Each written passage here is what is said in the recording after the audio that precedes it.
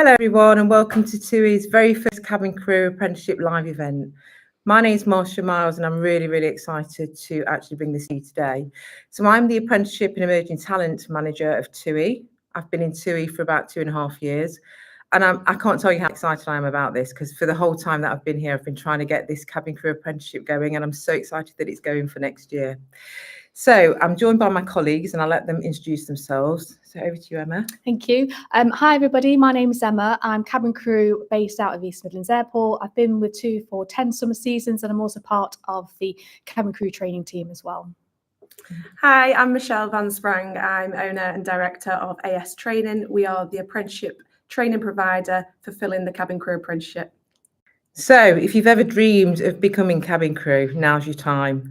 This is the chance to learn about our brand new cabin crew apprenticeship going live in March 2026.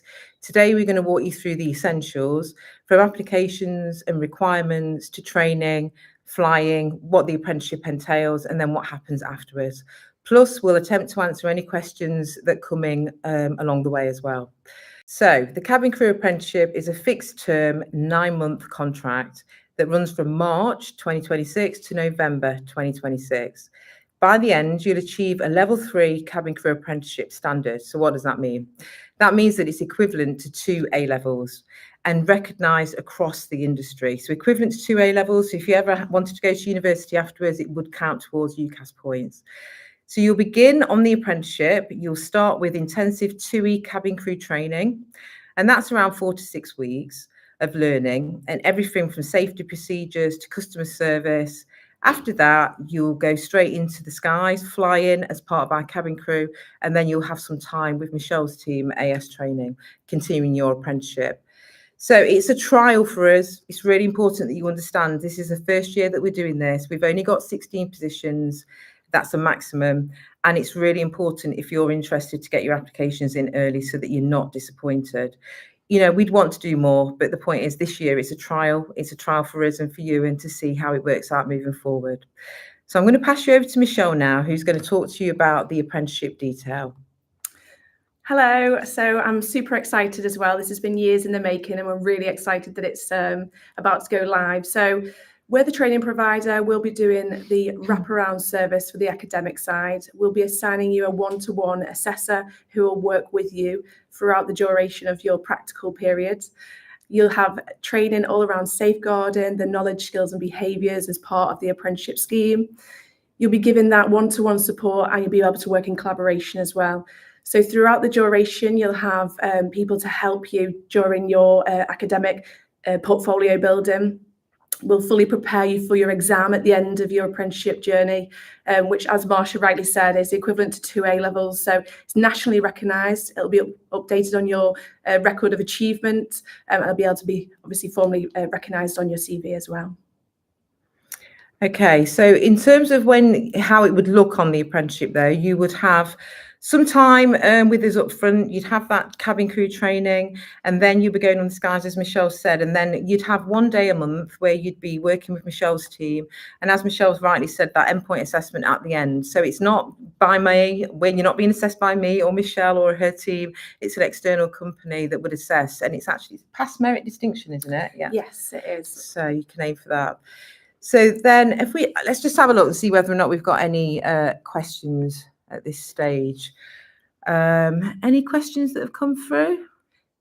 In terms of what Marsha just touched on then about the delivery aspect, every single month we'll be having touch points with you. And the great part about what we're doing right now is we can jump on with you virtually at any point to help navigate your way through. And Marsha just rightly pointed out, the end exam is made up of various different grades, and we'll always strive for you to achieve the best possible outcome that you can get. And your assessor will be working really closely with you on that.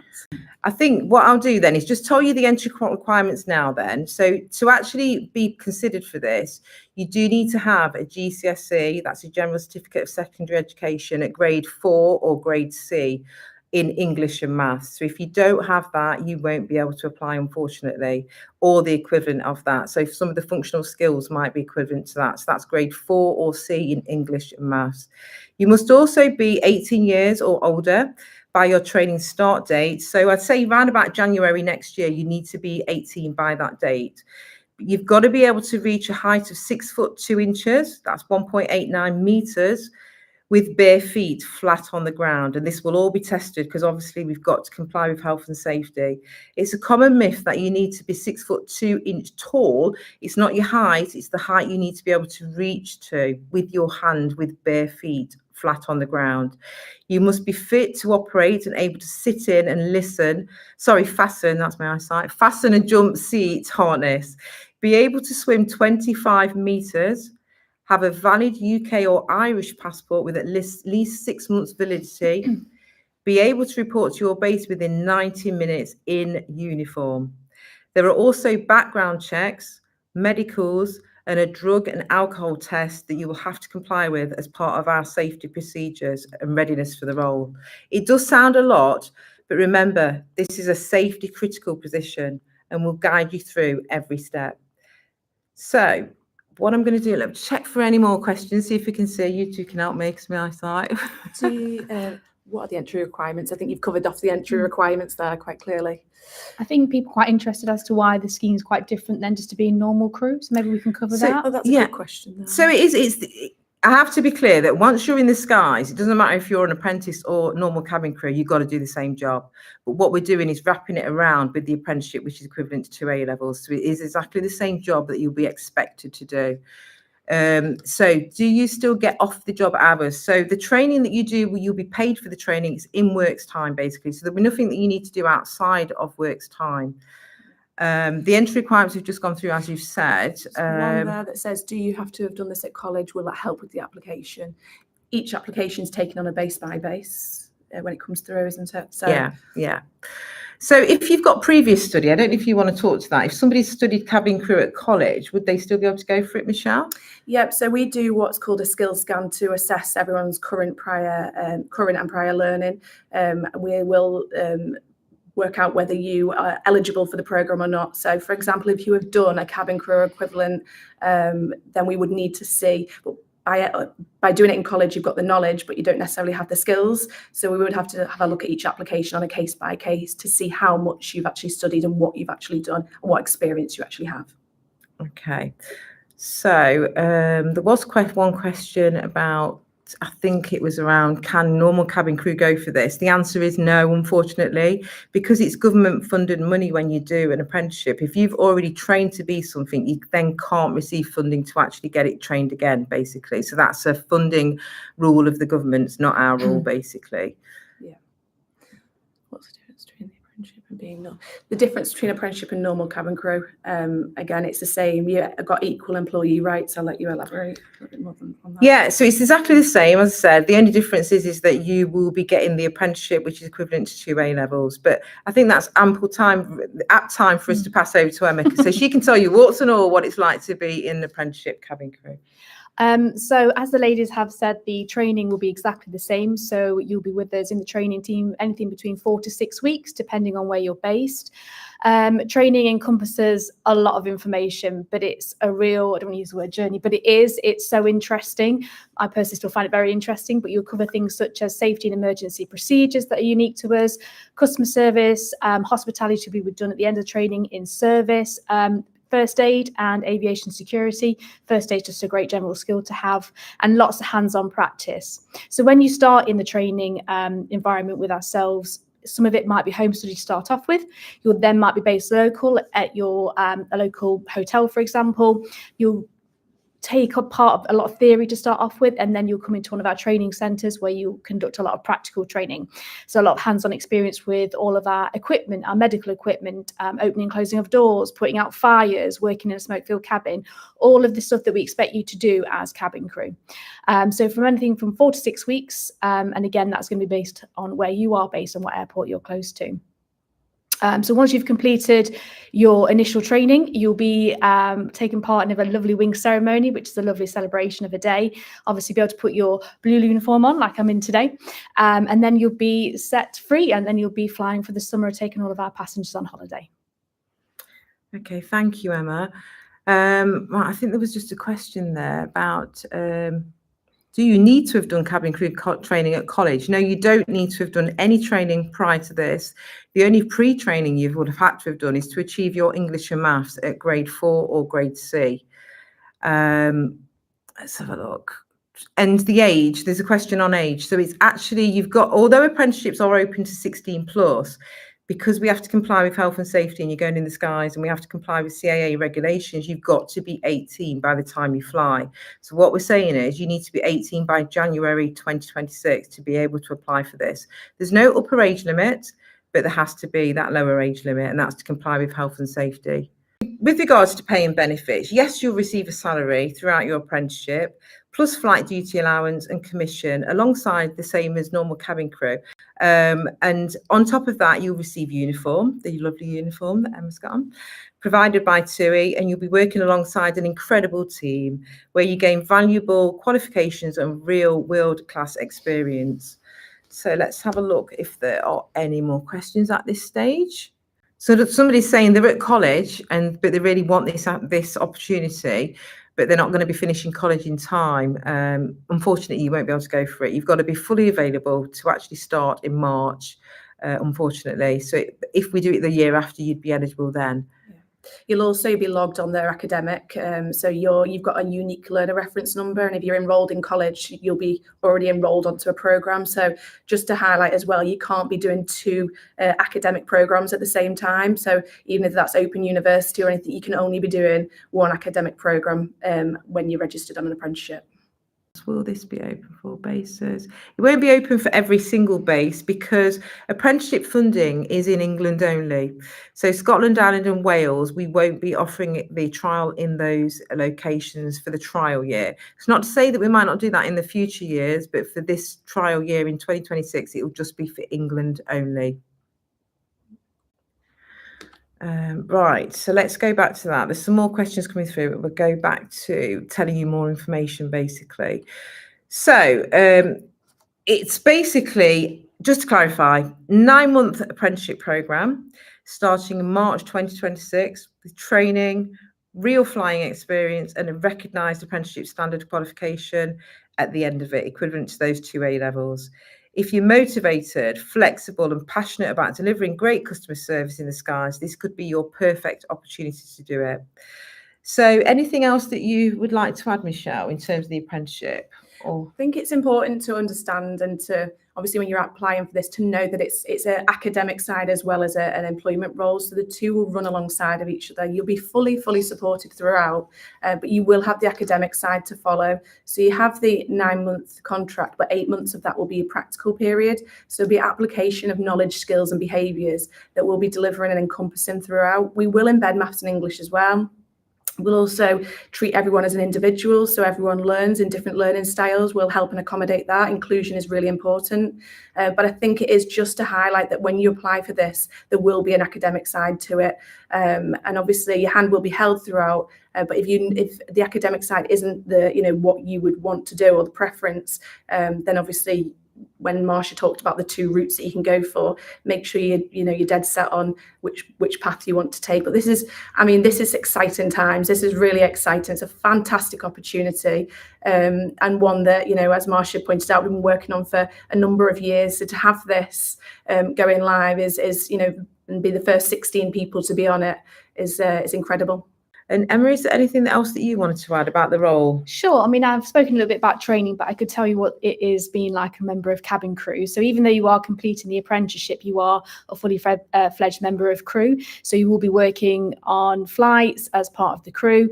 And I'm not going to sugarcoat it. It can be hard work. You have very early starts. Sometimes we have flights that report at 4:30 in the morning, or you could be landing back at 4:30 in the morning because we are a full 24/7 operation. Some of that starts on training. So for example, you have to get up very early to complete your wet drill, which is great fun, but again, can be very, very tiring, but well worth it. It's a good photo opportunity as well for them all. But I just want to make you aware that it is a real job. It can be hard work, but it can be so rewarding at the same time. I personally still love it after 10 years, but you've just got to be aware that it will test you, but that just builds on your resilience. And when you have somebody get off a flight that says it's the best flight I've ever had, job made. It's the best feeling in the world. Yeah, it's brilliant. I can answer that one. Just to clarify, 6'2" or 1.89 centimeters reach whilst flat-footed. So the reason why this is included in the requirements, this is something that we checked on what's called a base engagement day, and that's because our safety equipment is stored all different areas of different aircrafts. So it could be in an overhead locker, or it could be in the front galley or the aft galley, which is the rear galley. So it's in essence enabled you to reach that without having your heels on. So it's be able to reach 6'2". You can see that with that arm, and that is, like I say, assessed on your base engagement day, along with fitting into a jump seat as well. Lots of questions around the age again. Some people saying if they turn 18 in March, how come they can't apply? There's lots of things we have to go through prior to the actual start date to get you on programme. So the cut-off being January, as Marcia said, we have to put a cut-off at some point. And it's to comply with CAA regulations. It's not necessarily our cut-off. It's complying with the CAA regulations, basically. So, you know, unfortunately, but obviously this is a trial this year. We hope that it will be very successful, and then it'll be open moving forward. So there'll be the 2 routes moving forward for the year after. But I understand that some people will be disappointed this year. But as I say, we've got to comply with the rules. What else? Do you have GCSEs at a C for the normal cabin crew? It's just for the apprenticeship. No, you don't need to have GCSEs. Good questions. You don't need to have GCSEs at grade C for the normal cabin crew role. You don't. The reason we do that for the apprenticeship, maybe Michelle, you can go into it a bit more. Yeah, it was a requirement that anybody on an apprenticeship has to have their GCSEs or achieve whilst on the apprenticeship programme the GCSEs at that grade. Now it's slightly changed, but there is age restrictions on it now, and people can become exempt. But yes, it was formally a part of it, and we have to make a decision depending on what programme they're on. So maths and English, whilst embedded throughout the programme, it is a requirement for this apprenticeship programme. It is, because you'll be doing most of the learning in 8 to 9 months. So we need to ensure that you've got a good understanding of English and maths to enable you to do that, basically. Mm-hmm. And if you haven't and you're 18, you also have to do the English and maths. And because you're learning cabin crew, there's just not the time to actually release you off to be able to do that. Wouldn't be fair on you either. It wouldn't be an enjoyable journey. Yeah. We've got what are the requirements? Do you need a full UK driving licence? That's not necessarily part of the requirements, but as crew, you do need to be able to get to your base where your airport base is within 90 minutes. That's to cover our standby duties, so home standbys as well as airport standbys. We also have duties called contactables, so you need to be able to get there within 90 minutes. So if you have a great public transport system, then absolutely fine, but you just need to make sure you make that commitment as crew. Got one here. I have some customer service experience. Is that helpful? Any transferable skills is always helpful. It's always useful. But obviously, if you don't have it, the training that you'll receive from both myself and TUI will cover that comprehensively. Okay. Someone's asking if they apply and they're not successful, could they go to the normal cabin crew? I think we've already said you've got to make it clear whether you want to go for one or the other, basically. Because I think the recruitment process is the same, isn't it, Marcia? Yeah. So if you're not successful in meeting competencies and criteria, they're the same for both roles. It's just one is the apprenticeship and its training, whereas one is just a full-time employment role. They're very similar, but you do need to make that differentiation. And someone's saying if they are appointable, but they don't manage to get through to the apprenticeship, could they go for the cabin crew? I suppose at that time, you've made your differentiation, you've gone for the apprenticeship, but if there is vacancies at that base and they didn't have anybody else, I don't see why not. But obviously, that's if they haven't got people through the other route. Okay. Is training for new starters provided as part of a normal cabin crew role, or is that only including the apprenticeship? No, because anybody can apply for the cabin crew, and we would do training too, specific training for anybody in cabin crew, wouldn't we? Yeah, Emma? absolutely. Yeah. It's the same. Like I said, 4 to 6 weeks, depending on where you're based. If there's certain aircraft types, exactly the same training. Everybody will be treated the same, and as individuals as well. So let's just go into, so over and above training, what does that include for the apprenticeship? You know, safeguarding, that kind of thing. So the apprenticeship wraparound, there's you can see this there's a system called IFATE, so you can look at the cabin crew standard.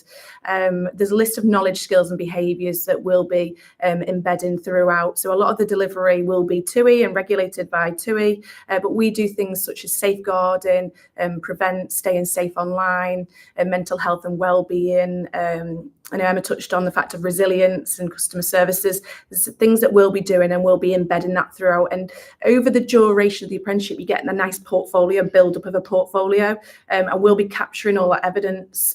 We have an e-learning system. It's called OneFile. So back in our day, we used to have a maroon folder and collect all our pieces of paper. It's now all online or digital. You'll be checking in with your assessor. We'll be gathering that evidence, and we'll really be embedding those knowledge, skills, and behaviours. So they're called KSBs. Knowledge is obviously knowing something. Skills is your application, and your behaviours is living and breathing it. So we'll be on hand to be going through all that throughout the whole 8-month practical period. To touch on the endpoint assessment, we call it EPA for short. That's your final exam of your apprenticeship. So all your hard work throughout obviously then goes to an external awarding body, and you can go and, well, you go through with them to sit your exam, and they will then give you the outcomes of your exam. So all your hard work of your 8-month period then builds up to your final exam, and we'll carry out mock exams with you, so we'll get you fully prepared for that exam, and then that's a really shining moment, all your hard work coming to fruition, and you're getting your outcome and your grade. And Marsha and I will be looking at the system and checking it daily to see the outcomes of those, but that's all organised by us as well. So it's a really exciting time for us. You know, as I say, we've been working on this behind the scenes for a long time, and there's been lots of things that have changed to enable us to get this going. And this is the first time a major airline is doing this under the new rules for the apprenticeships that the government have brought in. So it's a really exciting time. So I would like to just say, get your applications in, look out on our website, all information will be on there. Look on the website, read it all. Make sure you put yourself, because we're going to have lots of applications, there's no doubt about that. So literally you need to, the moment it opens, you need, if you're serious about it, you need to get your application in. So what we'll do is just see if there's any final questions, and then we'll be aiming to wrap up. Let's have a look. It sounds amazing. I agree. It does sound yes, amazing. It does. So are TUI offering normal cabin crew roles for people who have flown for various airlines? I think the thing is, the roles are open to all. If you've flown, the normal cabin crew is open to all. Even if you've been on the normal cabin crew, not the apprenticeship. If you've flown for another airline, yes, you can apply. You couldn't apply for the apprenticeship because you've already been trained in cabin crew before. Okay. A day in the life of an apprentice would look like. I think we've covered quite a lot of that really in how it would look, but in what I always say and reinforce is you are an equal employee. Although you've got apprentice as your title, you're an equal employee. You'll be doing exactly the same as any other cabin crew on there, just with the academic side included. Obviously, you'll have that one-to-one assessor, you'll have that touch point, and everything that's done academic, as Marsha pointed out, is during the working hours. So there's nothing outside of it that's expected. It's all done during the working hours. So yeah, it's expected that you would do the normal cabin crew job. All I would add to that, to what Michelle said, is that you would have somebody from my team that you could check in if there's anything that was worrying you or anything like that. You couldn't get hold of your trainer. There's somebody in the emerging talent team that you'd be able to speak to. Anything you wanted to add, Emma? I don't think so. I just think it's an amazing opportunity. Like the ladies have said, it's the first time we've done something like this. So it's good to see that happening within the company. And you just be just a member of crew. So you'll come for your training, as we've explained, and you'll just be a fully fledged member of TUI cabin crew. What could be more exciting than that? Exactly. And somebody's asking, what's the main advantage of choosing the apprenticeship scheme over a normal cabin crew? The main advantage is that you get, it's equivalent to 2 A-levels, and it's the qualification side of it. It's the same, but you get the qualification side of it, equivalent to 2 A-levels, and gives you that UCAS points if that's what you want. And I'm just so excited that we've got this opportunity. You know, it's an amazing opportunity for people aged 18 plus. I wish it was around when I was 18. I know. Can I ask you a question? How did you feel when you very first put on your uniform? Like that moment when you knew you got your job and you put your uniform on, representing TUI, a fantastic airline. It's hard to put into words. It's because it's something that you work towards for such a long time, and then when everybody's in it for wings and service, it's a lovely feeling. Yeah. And even our passengers still comment on our uniform, especially when we're all walking through the airport together. Oh, it does look amazing. Yeah, it does. It looks really good, and I'm still really, really proud to wear it. Yeah. Marsha, obviously you've worked so hard on this, and I think that you are the lady who's made the magic happen. You know, I think to get that message across that we've finally got this over the line is just... Yeah, it's not just been me. I have to say there's been people working with me, but you know, it was one of the things when I came to TUI that I had my bucket list, and I was like, right, I want a cabin crew apprenticeship. I want TUI to be able to do this, and TUI worked with me to make sure this happened. And then sort of we've had to lobby the government to change their rules, and they've changed them, and now we can deliver it. So it's absolutely fantastic. What's next? Yeah, well, Marsha has a list. Yeah, I've got a list. So, you know, I really love to sort of have opportunities for young children. I've got children, you know, I wish these opportunities were around when I was younger. So, you know, that's my role, to just bring what can we bring for emerging talent, you know. So I don't think we've got any more questions, have we? If we've not, I think we'll wrap it up. Thank you for joining us today on the YouTube Live. Follow our TUI channels, the website, Instagram, TikTok, and the website for more information. Personally, I think I have to say that I do believe we'll get many applications, and we're all about the candidate experience at TUI. So it may have to open and then close quite quickly. So if you are interested, get your applications in early. Thank you so much for joining us. Thank you. Thank you very much.